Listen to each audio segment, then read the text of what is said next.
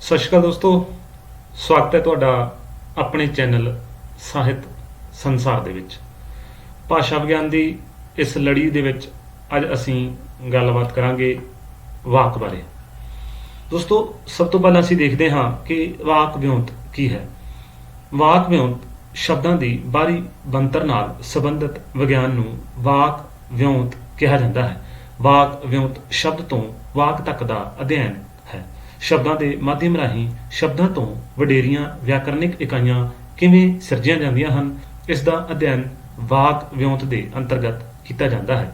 ਦੂਜੇ ਸ਼ਬਦਾਂ ਵਿੱਚ ਅਸੀਂ ਇਸ ਨੂੰ ਇੰਝ ਵੀ ਆਖ ਸਕਦੇ ਹਾਂ ਕਿ ਵਾਕ ਵਿਉਂਤ ਵਿੱਚ ਵਾਕ ਸੰਰਚਨਾ ਦੇ ਰਚਨਾਤਮਕ ਅੰਗਾਂ ਦੇ ਅੰਦਰੂਨੀ ਜਾਂ ਪਰਸਪਰ ਸੰਬੰਧਾਂ ਦਾ ਅਧਿਐਨ ਕੀਤਾ ਜਾਂਦਾ ਹੈ। ਇਸ ਤਰੀਕੇ ਨਾਲ ਵਾਕ ਵਿਉਂਤ ਭਾਵੰਸ਼ ਵਿਉਂਤ ਦੇ ਬਿਲਕੁਲ ਵਿਪਰੀਤ ਵਿਚਰਦੀ ਹੈ।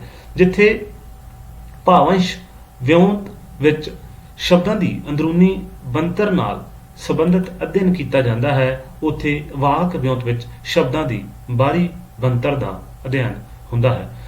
ਦੋਸਤੋ, ਹੁਣ ਦੇਖਦੇ ਹਾਂ ਕਿ ਵਾਕ ਕੀ ਹੈ ਜਾਂ ਵਾਕ ਦੀ ਪਰਿਭਾਸ਼ਾ ਕੀ ਹੈ। ਵਾਕ ਭਾਸ਼ਾ ਦੀ ਵੱਡੀ ਤੋਂ ਵੱਡੀ ਵਿਆਕਰਨਿਕ ਇਕਾਈ ਜੋ ਆਪਣੇ ਰਚਨਾਤਮਕ ਸੰਗਠਨ ਕਰਕੇ ਕਿਸੇ ਦੂਸਰੀ ਵਿਆਕਰਨਿਕ ਇਕਾਈ ਦੇ ਅਧੀਨ ਨਹੀਂ ਹੁੰਦੀ, ਉਸ ਨੂੰ ਵਾਕ ਕਿਹਾ ਜਾਂਦਾ ਹੈ। ਕਹਿਣ ਤੋਂ ਭਾਵ ਹੈ ਕਿ ਵਾਕ ਭਾਸ਼ਾਈ ਪੱਧਰ ਦੀ ਵਡੇਰੀ ਤੋਂ ਵਡੇਰੀ ਇਕਾਈ ਹੈ। ਵਾਕ ਦੀ ਪਰਿਭਾਸ਼ਾ ਇੰਝ ਵੀ ਦਿੱਤੀ ਜਾ ਸਕਦੀ ਹੈ ਕਿ ਵਾਕ ਅਜਿਹੀ ਇਕਾਈ ਹੈ ਜਿਸ ਦੇ ਅੰਤਰਗਤ ਸਮੁੱਚੀਆਂ ਭਾਸ਼ਾਈ ਇਕਾਈਆਂ ਦਾ ਵਿਸ਼ਲੇਸ਼ਣ ਸੰਭਵ ਹੁੰਦਾ ਹੈ। ਇਸ ਲਈ ਇੱਥੇ ਇਹ ਗੱਲ ਸਪਸ਼ਟ ਕਰਨੀ ਲਾਜ਼ਮੀ ਹੈ ਕਿ ਵਾਕ ਦਾ ਸੰਬੰਧ ਵਿਆਕਰਨ ਨਾਲ ਹੈ। ਵਿਆਕਰਨ ਬਾਹਰੀ ਭਾਸ਼ਾਈ ਇਕਾਈਆਂ ਨਾਲ ਨਹੀਂ ਹੈ। ਵਿਆਕਰਨ ਤੋਂ ਬਾਹਰ ਕੁਝ ਇਕਾਈਆਂ ਅਜਿਹੀਆਂ ਹਨ ਜੋ ਆਪਣੀ ਸੰਰਚਨਾਤਮਕ ਪ੍ਰਕਿਰਤੀ ਕਾਰਨ ਵਾਕ ਤੋਂ ਵਡੇਰੀਆਂ ਹਨ, ਜਿਵੇਂ ਪਾਠ, ਟੈਕਸਟ ਜਾਂ ਪ੍ਰਵਚਨ, ਜਿਸ ਨੂੰ ਡਿਸਕੋਰਸ ਵੀ ਕਿਹਾ ਜਾਂਦਾ ਹੈ। ਪਰੰਤੂ ਪਾਠ ਜਾਂ ਪ੍ਰਵਚਨ ਦਾ ਸੰਬੰਧ ਵਿਆਕਰਨ ਨਾਲੋਂ ਅਰਥ ਨਾਲ ਵਧੇਰੇ ਹੈ। ਇਸ ਕਰਕੇ ਇਹ ਅਰਥਗਤ ਇਕਾਈਆਂ ਹਨ, ਜਦੋਂ ਕਿ ਵਾਕ ਵਿਆਕਰਨਿਕ ਇਕਾਈ ਹੈ। ਸੋ ਦੋਸਤੋ, ਇੱਥੇ ਅਸੀਂ ਦੇਖਿਆ ਹੈ ਕਿ ਵਾਕ ਭਾਸ਼ਾ ਦੀ ਸਭ ਤੋਂ ਵਡੇਰੀ ਇਕਾਈ ਹੈ। ਇਹ ਉਪਵਾਕ ਤੋਂ ਵੱਡੀ ਹੁੰਦੀ ਹੈ। ਦੋਸਤੋ, ਅੱਗੇ ਦੇਖਦੇ ਹਾਂ ਕਿ ਵਾਕ ਦੀਆਂ ਕਿਸਮਾਂ ਕਿਹੜੀਆਂ ਹਨ। ਵਾਕ ਨੂੰ ਰੂਪ ਅਤੇ ਪ੍ਰਕਾਰਜ ਦੇ ਆਧਾਰ ਤੇ ਵੰਡਿਆ ਜਾਂਦਾ ਹੈ। ਰੂਪ ਦੇ ਆਧਾਰ ਤੇ ਵਾਕ ਨੂੰ ਕਿਰਿਆਵੀ ਅਤੇ ਕਿਰਿਆ ਰਹਿਤ ਵਾਕਾਂ ਵਿੱਚ ਵੰਡਿਆ ਜਾਂਦਾ ਹੈ। ਕਿਰਿਆਵੀ ਵਾਕ ਉਹ ਹੁੰਦੇ ਹਨ ਜਿਨ੍ਹਾਂ ਵਿੱਚ ਕਾਲਕੀ ਕਿਰਿਆ ਵਾਕੰਸ਼ ਮੌਜੂਦ ਹੁੰਦਾ ਹੈ, ਜਦੋਂ ਕਿ ਕਿਰਿਆ ਰਹਿਤ ਵਾਕਾਂ ਵਿੱਚ ਕਿਰਿਆ ਵਾਕੰਸ਼ ਮੌਜੂਦ ਨਹੀਂ ਹੁੰਦਾ। ਕਿਰਿਆ ਰਹਿਤ ਵਾਕਾਂ ਨੂੰ ਅਸੀਂ ਸੰਦਰਭ ਮੂਲਕ ਵਾਕ ਜਾਂ ਰਵਾਇਤੀ ਸ਼ਬਦਾਵਲੀ ਵਿੱਚ ਇਸ ਨੂੰ ਇਨਕੰਪਲੀਟ ਸੈਂਟੈਂਸ ਵੀ ਕਹਿ ਲਿਆ ਜਾਂਦਾ ਹੈ। ਆਧੁਨਿਕ ਭਾਸ਼ਾ ਵਿਗਿਆਨ ਦ੍ਰਿਸ਼ਟੀਕੋਣ ਅਨੁਸਾਰ ਭਾਸ਼ਾ ਵਿੱਚ ਕੋਈ ਵਾਕ ਅਪੂਰਨ ਜਾਂ ਇਨਕੰਪਲੀਟ ਨਹੀਂ ਹੁੰਦਾ। ਇਸੇ ਕਰਕੇ ਹੀ ਆਧੁਨਿਕ ਭਾਸ਼ਾ ਵਿਗਿਆਨ ਵਿੱਚ ਇਨਕੰਪਲੀਟ ਨੂੰ ਸੰਦਰਭ ਮੂਲਕ ਵਾਕ ਵਜੋਂ ਸਵੀਕਾਰ ਕੀਤਾ ਜਾਂਦਾ ਹੈ। ਕਿਰਿਆ ਰਹਿਤ ਵਾਕ ਨੂੰ ਅੱਗੋਂ ਦੋ ਵੰਨਗੀਆਂ ਵਿੱਚ ਵੰਡਿਆ ਜਾਂਦਾ ਹੈ। ਪਹਿਲਾ ਹੈ ਸੰਦਰਭ ਮੂਲਕ ਅਤੇ ਦੂਸਰਾ ਹੈ ਰੈਡੀਮੇਡ ਵਾਕ। ਦੋਸਤੋ, ਹੁਣ ਅਸੀਂ ਦੇਖਦੇ ਹਾਂ ਕਿ ਕਿਰਿਆਵੀ ਵਾਕ ਕਿਵੇਂ ਦਾ ਹੁੰਦਾ ਹੈ। ਕਿਰਿਆਵੀ ਵਾਕ ਵਿੱਚ ਉਹ ਘਰ ਨੂੰ ਜਾਂਦਾ ਹੈ, ਉਸਨੇ ਕੰਮ ਕਰ ਲਿਆ ਹੈ, ਕੱਲ ਦਿਨ ਐਤਵਾਰ ਦਾ ਹੈ, ਉਸਦਾ ਭਰਾ ਵਕੀਲ ਹੈ। ਅਤੇ ਸੰਦਰਭ ਮੂਲਕ ਵਾਕ ਵਿੱਚ ਚੰਗਾ, ਫਿਰ ਸਹੀ, ਹਾਂ ਠੀਕ, ਰਾਮ ਨੇ, ਹਾਂ ਬਲਬੀਰ ਸਿੰਘ, ਮਲਕੀਅਤ ਸਿੰਘ ਦਾ ਭਰਾ। ਦੋਸਤੋ, ਇਸ ਤੋਂ ਬਾਅਦ ਅਸੀਂ ਦੇਖਦੇ ਹਾਂ ਰੈਡੀਮੇਡ ਜਾਂ ਉਚਾਰ ਵਾਕ, ਜਿਨ੍ਹਾਂ ਨੂੰ ਅਸੀਂ ਡਿਟੇਲ ਵਿੱਚ ਵੀ ਸਮਝਾਂਗੇ। ਰੈਡੀਮੇਡ ਵਾਕ ਵਿੱਚ ਚੰਗਾ ਜੀ, ਸਤਿ ਸ਼੍ਰੀ ਅਕਾਲ, ਤੁਹਾਡਾ ਬਹੁਤ ਸ਼ੁਕਰੀਆ ਅਤੇ ਜੀ ਆਇਆਂ ਨੂੰ। ਕਿਰਿਆਵੀ ਵਾਕਾਂ ਨੂੰ ਅੱਗੋਂ ਅਸੀਂ ਸਧਾਰਨ, ਮਿਸ਼ਰਤ ਅਤੇ ਸੰਯੁਕਤ ਵਾਕਾਂ ਵਿੱਚ ਵੰਡ ਸਕਦੇ ਹਾਂ, ਜਿਨ੍ਹਾਂ ਦੀ ਡਿਟੇਲ ਵਿੱਚ ਅੱਗੇ ਅਸੀਂ ਚਰਚਾ ਕਰਾਂਗੇ। ਸਧਾਰਨ ਵਾਕ ਉਹ ਹੁੰਦਾ ਹੈ ਜਿਸ ਵਿੱਚ ਸਿਰਫ ਇੱਕ ਹੀ ਕਾਲਕੀ ਕਿਰਿਆ ਵਾਕੰਸ਼ ਵਿਚਰਦਾ ਹੋਵੇ। ਸੰਯੁਕਤ ਵਾਕ ਵਿੱਚ ਦੋ ਸਧਾਰਨ ਵਾਕਾਂ ਨੂੰ ਯੋਜਕ ਦੀ ਸਹਾਇਤਾ ਨਾਲ ਇਕੱਠਿਆਂ ਜੋੜ ਦਿੱਤਾ ਜਾਂਦਾ ਹੈ, ਜਦੋਂ ਕਿ ਮਿਸ਼ਰਤ ਵਾਕ ਦੀ ਬਣਤਰ ਵਿੱਚ ਕਾਲਕੀ ਕਿਰਿਆ ਵਾਕੰਸ਼ ਦੇ ਨਾਲ ਘੱਟੋ ਘੱਟ ਇੱਕ ਅਕਾਲਕੀ ਕਿਰਿਆ ਵਾਕੰਸ਼ ਦਾ ਹੋਣਾ ਲਾਜ਼ਮੀ ਹੁੰਦਾ ਹੈ। ਹੁਣ ਦੇਖਦੇ ਹਾਂ ਦੋਸਤੋ ਕਿ ਸਭ ਤੋਂ ਪਹਿਲਾਂ ਅਸੀਂ ਦੇਖਦੇ ਹਾਂ ਪ੍ਰਕਾਰਜ ਦੇ ਆਧਾਰ ਤੇ ਵਾਕਾਂ ਨੂੰ ਅਸੀਂ ਵੰਡਦੇ ਹਾਂ ਬਿਆਨੀਆਂ, ਨਾਮਵਾਚਕ ਅਤੇ ਆਗਿਆਵਾਚਕ ਵਾਕਾਂ ਵਿੱਚ ਵੰਡ ਸਕਦੇ ਹਾਂ। ਸਭ ਤੋਂ ਪਹਿਲਾਂ ਦੇਖਦੇ ਹਾਂ ਬਿਆਨੀਆਂ ਵਾਕ। ਬਿਆਨੀਆਂ ਵਾਕਾਂ ਦੀ ਸਿਰਜਣਾ ਭਾਸ਼ਾਈ ਬੁਲਾਰਾ ਗ੍ਰਹਿਣ ਕੀਤੀ ਗਈ ਸੂਚਨਾ ਨੂੰ ਦੂਜਿਆਂ ਨਾਲ ਸਾਂਝਿਆ ਕਰਨ ਹਿੱਤ ਕਰਦਾ ਹੈ। ਅਟੱਲ ਸਚਿਆਨਿਆਂ ਦੇ ਵਿਵਰਣ ਸਮੇਂ ਵੀ ਬਿਆਨੀਆਂ ਵਾਕਾਂ ਦੀ ਵਰਤੋਂ ਕੀਤੀ ਜਾਂਦੀ ਹੈ, ਜਿਵੇਂ ਉਹ ਹਰ ਰੋਜ਼ ਸਵੇਰੇ ਸੈਰ ਕਰਨ ਜਾਂਦਾ ਹੈ। ਸੂਰਜ ਪੂਰਬ ਵੱਲੋਂ ਨਿਕਲਦਾ ਹੈ। ਦੂਸਰਾ ਹੈ ਪ੍ਰਸ਼ਨਵਾਚਕ ਵਾਕ। ਦੋਸਤੋ, ਪ੍ਰਸ਼ਨਵਾਚਕ ਵਾਕਾਂ ਦੀ ਸਿਰਜਣਾ ਉਸ ਸਮੇਂ ਕੀਤੀ ਜਾਂਦੀ ਹੈ ਜਦੋਂ ਭਾਸ਼ਾਈ ਬੁਲਾਰੇ ਭਾਸ਼ਾਈ ਸਥਿਤੀ ਪ੍ਰਤੀ ਸ਼ੰਕਾ ਜ਼ਾਹਰ ਕਰਦਾ ਹੈ ਅਤੇ ਬੁਲਾਰੇ ਤੋਂ ਸੂਚਨਾ ਹਾਸਲ ਕਰਨੀ ਚਾਹੁੰਦਾ ਹੈ, ਜਿਵੇਂ ਕਿ ਇਹ ਕੰਮ ਉਸਨੇ ਹੀ ਕੀਤਾ ਹੈ, ਜਾਂ ਦੂਸਰਾ ਵਾਕ ਰਾਮ ਦਿੱਲੀ ਤੋਂ ਕਦ ਵਾਪਸ ਆਵੇਗਾ। ਦੋਸਤੋ, ਇਸ ਤੋਂ ਅਗਲਾ ਵਾਕ ਹੈ ਆਗਿਆਵਾਚੀ ਵਾਕ। ਆਗਿਆਵਾਚੀ ਵਾਕਾਂ ਦੀ ਵਰਤੋਂ ਉਸ ਸਮੇਂ ਕੀਤੀ ਜਾਂਦੀ ਹੈ ਜਦੋਂ ਭਾਸ਼ਾਈ ਬੁਲਾਰਾ ਸਰੋਤੇ ਨੇ ਕੋਈ ਉਦੇਸ਼, ਬੇਨਤੀ ਜਾਂ ਹੁਕਮ ਕਰਨਾ ਚਾਹੁੰਦਾ ਹੋਵੇ, ਜਿਵੇਂ ਰਾਮ ਪਾਣੀ ਦਾ ਗਲਾਸ ਲਿਆ, ਚਲੋ ਸਾਰੇ ਆਪਣੇ ਕੰਮੀ ਜੁਟ ਜਾਓ ਅਤੇ ਮਿਹਰਬਾਨੀ ਕਰਕੇ ਇਹ ਬੈਂਚ ਖਾਲੀ ਕਰ ਦਿਓ। ਇਹ ਆਗਿਆਵਾਚੀ ਵਾਕਾਂ ਦੀ ਉਦਾਹਰਨ ਹੈ। ਦੋਸਤੋ, ਇਸ ਤੋਂ ਬਾਅਦ ਪੰਜਾਬੀ ਵਾਕਾਂ ਦੀ ਜੋ ਬਣਤਰ ਹੈ ਉਸ ਨੂੰ ਅਸੀਂ ਉੱਪਰ ਵੀ ਜਿਵੇਂ ਦੱਸਿਆ ਹੈ ਕਿ ਰੂਪ ਦੀ ਦ੍ਰਿਸ਼ਟੀ ਤੋਂ ਅਤੇ ਪ੍ਰਕਾਰਜ ਦੀ ਦ੍ਰਿਸ਼ਟੀ ਤੋਂ ਵੰਡਿਆ ਜਾਂਦਾ ਹੈ। ਪ੍ਰਕਾਰਜ ਦੀ ਦ੍ਰਿਸ਼ਟੀ ਤੋਂ ਅਸੀਂ ਦੇਖਿਆ ਹੈ ਕਿ ਵਾਕ ਬਿਆਨੀਆਂ, ਪ੍ਰਸ਼ਨਵਾਚਕ ਅਤੇ ਆਗਿਆਵਾਚਕ ਹੁੰਦੇ ਹਨ। ਹੁਣ ਰੂਪ ਦੀ ਦ੍ਰਿਸ਼ਟੀ ਨੂੰ ਅਸੀਂ ਡਿਟੇਲ ਵਿੱਚ ਚਰਚਾ ਕਰਦੇ ਹਾਂ। ਪੰਜਾਬੀ ਵਾਕਾਂ ਨੂੰ ਰੂਪ ਦੀ ਦ੍ਰਿਸ਼ਟੀ ਤੋਂ ਦੋ ਵਰਗਾਂ ਵਿੱਚ ਵੰਡਿਆ ਜਾਂਦਾ ਹੈ, ਜਿਵੇਂ ਅਸੀਂ ਉਪਰੋਕਤ ਵੀ ਚਰਚਾ ਕੀਤੀ ਹੈ, ਕਿਰਿਆ ਰਹਿਤ ਵਾਕ ਅਤੇ ਕਿਰਿਆਵੀ ਵਾਕ। ਸਭ ਤੋਂ ਪਹਿਲਾਂ ਅਸੀਂ ਦੇਖਦੇ ਹਾਂ ਕਿ ਕਿਰਿਆ ਰਹਿਤ ਵਾਕ ਕਿਵੇਂ ਬਣਦੇ ਹਨ। ਕਿਰਿਆ ਰਹਿਤ ਵਾਕ ਵਿੱਚ ਉਹਨਾਂ ਵਾਕਾਂ ਨੂੰ ਰੱਖਿਆ ਜਾਂਦਾ ਹੈ ਜਿਨ੍ਹਾਂ ਵਿੱਚ ਕੋਈ ਕਾਲਕੀ ਜਾਂ ਅਕਾਲਕੀ ਕਿਰਿਆ ਮੌਜੂਦ ਨਹੀਂ ਹੁੰਦੀ। ਕਿਰਿਆ ਰਹਿਤ ਵਾਕਾਂ ਦੀ ਵਰਤੋਂ ਬਹੁਤੀ ਵਾਰੀ ਸੰਦਰਭ ਦੀ ਪੂਰਤੀ ਹਿੱਤ ਕੀਤੀ ਜਾਂਦੀ ਹੈ। ਇਹਨਾਂ ਨੂੰ ਅਪੂਰਨ ਵਾਕਾਂ ਦੀ ਸੰਗਿਆ ਵੀ ਪ੍ਰਦਾਨ ਕੀਤੀ ਜਾਂਦੀ ਹੈ, ਪਰੰਤੂ ਭਾਸ਼ਾ ਵਿਗਿਆਨਕ ਦ੍ਰਿਸ਼ਟੀਕੋਣ ਤੋਂ ਕੋਈ ਵੀ ਵਾਕ ਅਧੂਰਾ ਨਹੀਂ ਹੁੰਦਾ। ਬਹੁਤੀ ਵਾਰੀ ਭਾਸ਼ਾ ਵਿਗਿਆਨਕ ਵਿਸ਼ਲੇਸ਼ਣ ਵਿੱਚ ਵਿਆਕਰਨਿਕ ਸੰਪੂਰਨਤਾ ਅਤੇ ਪ੍ਰਸੰਗਿਕ ਸੰਪੂਰਨਤਾ ਦੇ ਨਿਖੇੜੇ ਨੂੰ ਭਲੀ ਭਾਂਤ ਸਪਸ਼ਟ ਨਹੀਂ ਕੀਤਾ ਜਾਂਦਾ।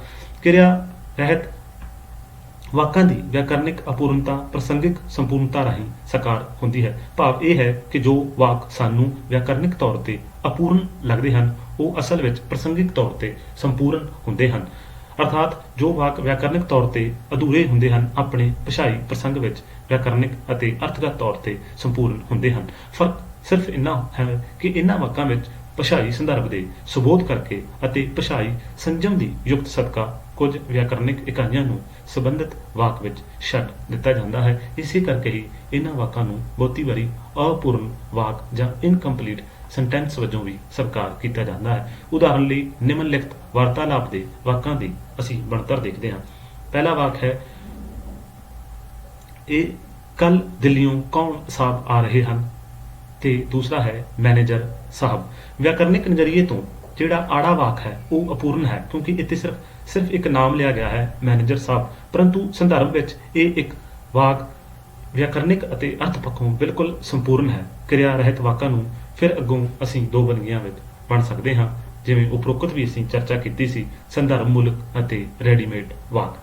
ਆਓ ਸਮਝਦੇ ਹਾਂ ਸੰਦਰਭ ਮੂਲਕ ਵਾਕ ਨੂੰ। ਸੰਦਰਭ ਮੂਲਕ ਵਾਕ ਵਿੱਚ ਹਰ ਇੱਕ ਭਾਸ਼ਾ ਵਿੱਚ ਵਾਕਾਂ ਦੀ ਇੱਕ ਵੰਨਗੀ ਅਜਿਹੀ ਹੁੰਦੀ ਹੈ ਜਿਸ ਨੂੰ ਕਿਰਿਆ ਰਹਿਤ ਵਾਕਾਂ ਵਿੱਚ ਰੱਖਿਆ ਜਾਂਦਾ ਹੈ। ਇਹਨਾਂ ਵਾਕਾਂ ਦੀ ਸੰਰਚਨਾਤਮਕ ਅਪੂਰਨਤਾ ਸੰਦਰਭ ਵਿੱਚ ਸਪਸ਼ਟ ਹੁੰਦੀ ਹੈ, ਪਰੰਤੂ ਸੰਦਰਭ ਤੋਂ ਬਾਹਰ ਇਹਨਾਂ ਦੀ ਸਾਰਥਕਤਾ ਕਾਇਮ ਨਹੀਂ ਰਹਿੰਦੀ। ਜਿਵੇਂ ਕਿ ਉੱਪਰ ਦਿੱਤੀ ਗਈ ਉਦਾਹਰਨ ਵਾਕ ਆੜਾ ਵਿੱਚ ਇਹ ਗੱਲ ਸਪਸ਼ਟ ਹੋ ਗਈ ਹੈ। ਦੋਸਤੋ, ਇੱਥੇ ਅਸੀਂ ਦੇਖਦੇ ਹਾਂ ਕਿ ਜਿਵੇਂ ਪਹਿਲੇ ਵਾਕ ਵਿੱਚ ਅਸੀਂ ਦੇਖਿਆ ਸੀ ਕੱਲ ਦਿੱਲੀੋਂ ਕੌਣ ਸਾਹਿਬ ਆ ਰਹੇ ਹਨ, ਤਾਂ ਉੱਤਰ ਸਿਰਫ ਮੈਨੇਜਰ ਸਾਹਿਬ ਹੀ ਦਿੱਤਾ ਗਿਆ ਸੀ। ਇਸ ਦਾ ਪੂਰਾ ਮਤਲਬ ਸੀ ਕਿ ਕੱਲ ਦਿੱਲੀੋਂ ਮੈਨੇਜਰ ਸਾਹਿਬ ਆ ਰਹੇ ਹਨ। ਸੋ ਇਸ ਕਰਕੇ ਇੱਥੇ ਨਾਮ ਦੇ ਨਾਲ ਹੀ ਜੋ ਇਹ ਸੰਦਰਭ ਮੂਲਕ ਸਪਸ਼ਟ ਆਪਣਾ ਅਰਥ ਪ੍ਰਦਾਨ ਕਰਦਾ ਹੈ ਕਿ ਕੱਲ ਮੈਨੇਜਰ ਸਾਹਿਬ ਦਿੱਲੀੋਂ ਆ ਰਹੇ ਹਨ। ਇਸ ਤੋਂ ਬਾਅਦ ਅਸੀਂ ਦੇਖਦੇ ਹਾਂ ਰੈਡੀਮੇਡ ਵਾਕ। ਰੈਡੀਮੇਡ ਵਾਕ ਕਿਰਿਆ ਰਹਿਤ ਤਾਂ ਹੁੰਦੇ ਹਨ, ਪਰੰਤੂ ਸੰਦਰਭ ਮੂਲਕ ਵਾਕ ਵਾਂਗਰ ਵਿਆਕਰਨਿਕ ਜਾਂ ਅਰਥ ਪੱਖੋਂ ਅਪੂਰਨ ਨਹੀਂ ਹੁੰਦੇ। ਇਹ ਵਾਕ ਆਪਣੇ ਆਪ ਵਿੱਚ ਸੁਤੰਤਰ ਤੇ ਅਰਥਪੂਰਨ ਹੁੰਦੇ ਹਨ। ਪੰਜਾਬੀ ਵਿੱਚ ਇਹਨਾਂ ਵਾਕਾਂ ਦੀ ਨਿਮਨਲਿਖਤ ਉਦਾਹਰਨਾਂ ਦੇਖੀਆਂ ਜਾਂਦੀਆਂ ਹਨ, ਜਿਵੇਂ ਜੀ ਆਇਆਂ ਨੂੰ ਅਤੇ ਸਤਿ ਸ਼੍ਰੀ ਅਕਾਲ। ਇਹ ਰੈਡੀਮੇਡ ਵਾਕ ਦੀਆਂ ਉਦਾਹਰਨਾਂ ਹਨ। ਦੋਸਤੋ, ਹੁਣ ਗੱਲ ਕਰਦੇ ਹਾਂ ਕਿਰਿਆਵੀ ਵਾਕਾਂ ਦੀ। ਪੰਜਾਬੀ ਦੇ ਕਿਰਿਆਵੀ ਵਾਕਾਂ ਨੂੰ ਤਿੰਨ ਪ੍ਰਕਾਰ ਦੇ ਵਾਕਾਂ ਵਿੱਚ ਤਕਸੀਮ ਕੀਤਾ ਜਾਂਦਾ ਹੈ। ਪਹਿਲਾ ਸਧਾਰਨ ਵਾਕ, ਦੂਸਰਾ ਸੰਯੁਕਤ ਵਾਕ ਅਤੇ ਤੀਸਰਾ ਮਿਸ਼ਰਤ ਵਾਕ। ਸਭ ਤੋਂ ਪਹਿਲਾਂ ਅਸੀਂ ਦੇਖਦੇ ਹਾਂ ਸਧਾਰਨ ਵਾਕ। ਸਧਾਰਨ ਵਾਕਾਂ ਵਿੱਚ ਸਿਰਫ ਇੱਕ ਹੀ ਕਾਲਕੀ ਕਿਰਿਆ ਵਾਕੰਸ਼ ਵਿਚਰਦਾ ਹੈ ਜਾਂ ਕਾਲਕੀ ਕਿਰਿਆ ਵਾਕੰਸ਼ ਦੇ ਸਥਾਨ ਤੇ ਕਿਰਿਆ ਪੂਰਕ ਆ ਕੇ ਕਿਰਿਆ ਵਾਕੰਸ਼ ਦੇ ਵਾਕਾਤਮਕ ਪ੍ਰਕਾਰਜ ਨੂੰ ਪੂਰਿਆ ਕਰਦਾ ਹੈ। ਉਦਾਹਰਨ, ਉਹ ਘਰ ਨੂੰ ਜਾਂਦਾ ਹੈ। ਦੂਸਰਾ ਵਾਕ, ਮੁੰਡਾ ਸਾਈਕਲ ਚਲਾਉਂਦਾ ਹੈ। ਊੜਾ ਅਤੇ ਆੜਾ ਵਾਕਾਂ ਵਿੱਚ ਕ੍ਰਮਵਾਰ ਜਾਂਦਾ ਅਤੇ ਚਲਾਉਂਦਾ ਕਾਲਕੀ ਕਿਰਿਆ ਵਾਕੰਸ਼ ਹਨ। ਇਹ ਸੀ ਸਧਾਰਨ ਵਾਕ। ਇਸ ਤੋਂ ਬਾਅਦ ਅਸੀਂ ਦੇਖਦੇ ਹਾਂ ਕਿ ਸੰਯੁਕਤ ਵਾਕ ਕੀ ਹੈ। ਸੰਯੁਕਤ ਵਾਕਾਂ ਵਿੱਚ ਦੋ ਸਧਾਰਨ ਵਾਕਾਂ ਨੂੰ ਯੋਜਕ ਦੀ ਮਦਦ ਨਾਲ ਇਕੱਠਿਆਂ ਜੋੜ ਦਿੱਤਾ ਜਾਂਦਾ ਹੈ। ਇਸ ਤਰ੍ਹਾਂ ਬਣੇ ਵਾਕਾਂ ਨੂੰ ਸੰਯੁਕਤ ਵਾਕ ਕਿਹਾ ਜਾਂਦਾ ਹੈ। ਪੰਜਾਬੀ ਭਾਸ਼ਾ ਵਿੱਚ ਸੰਯੁਕਤ ਵਾਕਾਂ ਦੀ ਸਿਰਜਣਾ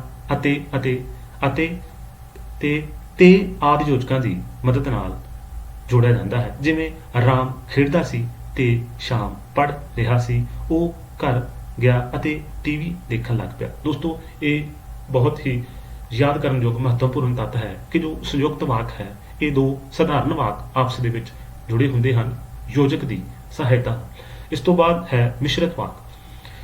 ਮਿਸ਼ਰਤ ਵਾਕ ਉਹ ਹੁੰਦੇ ਹਨ ਜਿਨ੍ਹਾਂ ਦੀ ਬਣਤਰ ਵਿੱਚ ਸਵੈਧੀਨ ਉਪਵਾਕ ਦੇ ਨਾਲ ਘੱਟੋ ਘੱਟ ਇੱਕ ਪ੍ਰਾਧੀਨ ਉਪਵਾਕ ਜ਼ਰੂਰ ਵਿਚਰਦਾ ਹੋਵੇ। ਦੋਸਤੋ, ਇਹ ਵੀ ਤੱਥ ਯਾਦ ਕਰ ਲਿਆ ਜਾਵੇ ਕਿ ਪ੍ਰਾਧੀਨ ਉਪਵਾਕ ਤੋਂ ਬਿਨਾਂ ਮਿਸ਼ਰਤ ਵਾਕ ਦੀ ਸਿਰਜਣਾ ਨਹੀਂ ਹੋ ਸਕਦੀ। ਜੇਕਰ ਕੋਈ ਮਿਸ਼ਰਤ ਵਾਕ ਹੈ ਤਾਂ ਉਸ ਦੇ ਵਿੱਚ ਘੱਟੋ ਘੱਟ ਇੱਕ ਸਵੈਧੀਨ ਉਪਵਾਕ ਦੇ ਨਾਲ ਘੱਟੋ ਘੱਟ ਇੱਕ ਪ੍ਰਾਧੀਨ ਉਪਵਾਕ ਵਿਚਰਨਾ ਜ਼ਰੂਰੀ ਹੁੰਦਾ ਹੈ। ਇਸੇ ਕਰਕੇ ਇਸ ਤੋਂ ਬਾਅਦ ਹੀ ਮਿਸ਼ਰਤ ਵਾਕ ਦੀ ਸਿਰਜਣਾ ਹੁੰਦੀ ਹੈ। ਜੇਕਰ ਪ੍ਰਾਧੀਨ ਉਪਵਾਕ ਨਹੀਂ ਆਵੇਗਾ ਤਾਂ ਉਹ ਉਪਰੋਕਤ ਜੋ ਅਸੀਂ ਪੜ੍ਹਿਆ ਹੈ ਸੰਯੁਕਤ ਵਾਕ ਬਣ ਜਾਵੇਗਾ।